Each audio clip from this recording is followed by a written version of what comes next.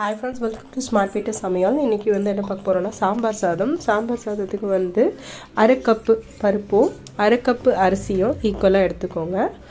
பருப்பு வந்து கொஞ்சம் 3/4 கப்பு கூட எடுத்துக்கோங்க, அப்போ தான் வந்து டேஸ்டியாக இருக்கும். 2 ஸ்பூன் ஆயிலும் 1 ஸ்பூன் எண்ணெயும் போட்டுட்டு பூண்டு கொஞ்சம் கட் பண்ணி போட்டுட்டு அப்புறம் பூண்டு பேஸ்ட்டு நான் போடுறேன். அது நல்லா வதக்கி ப்ரௌன் கலரில் ஆன பிறகு பீட்ரூட்டு, மாங்காய், வெங்காயம், தக்காளி, பச்சை மிளகாய், பட்டாணி எல்லாம் போட்டு நல்லா வதக்கிக்கோங்க. உப்பு, மஞ்சள் தூள், சாம்பார் பொடி ஆட் பண்ணுறேன்.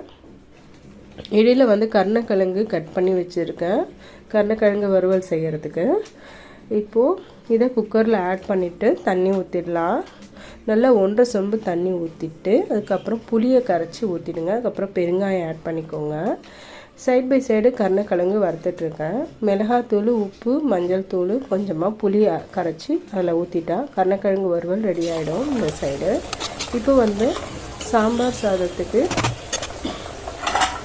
1 வெங்காயம், 2 தக்காளி, வெங்காயம் இல்லைன்னா 2 வெங்காயம் போட்டாலும் இன்னும் டேஸ்டியாக இருக்கும். ஒரு 5 விசில் விட்ட பிறகு நம்மளுக்கு இந்த மாதிரி தண்ணியாக தான் இருக்கும், பட் ஆறின பிறகு கரெக்டாக செட் ஆகிடும், டேஸ்ட்டாகவும் இருக்கும் சாப்பிட்றதுக்கு.